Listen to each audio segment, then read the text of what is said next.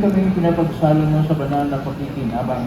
Kami iyong pinaninguan may pag-ibig sa aming sinampatalunan, pakundangan sa pagkamatay ng anak.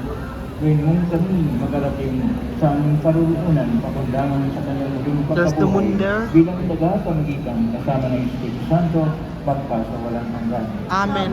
Maraming salamat po sa pagdalo sa tahanan ng ating pong Isus Nazareno. Sunday. Ngayong linggo ng Palaspas na unang araw ng mga mahal na araw hanggang tayo magkaroon ng pinakagurok ng ating selebrasyon ang pagkabuhay muli ng ating Panginoon.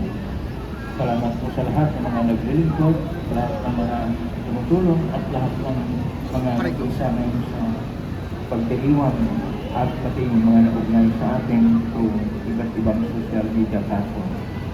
Ngayon po ang Palaspas.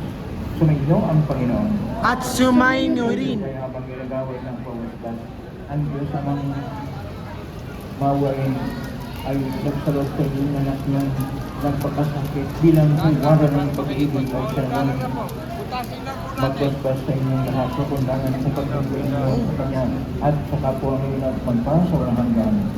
Amen. Kundangan sa Kanyang kamatayan. Oh my, sorry. Huwag malas na niyong The bell tolling. The bell is trolling. Or you mean tolling. Amen. Kakundangan sa pagkumbaba na para sa inyong kakapanan. Kayo na rin nakasalo sa kanyang ilang kapatulan. Nagpapaalala kami mga hanggan. Amen. Pagpalain kayo ng panggiling ng Diyos, Ama at Anak at Espiritu Santo. Amen. Nagkitaglay na ang pag-ibig at pag-asa sa Panginoon na gano'n. Salamat sa Diyos.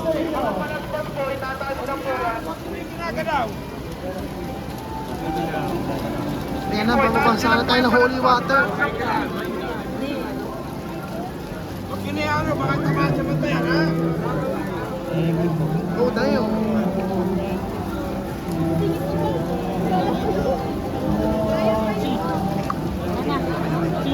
Yun ang basa-basa tayo. Nagkakapunta tayo na una eh. Where? Saan?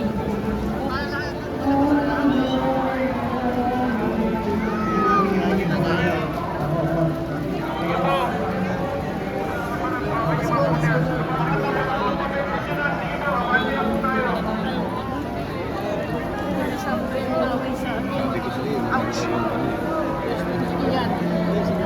Sige yan.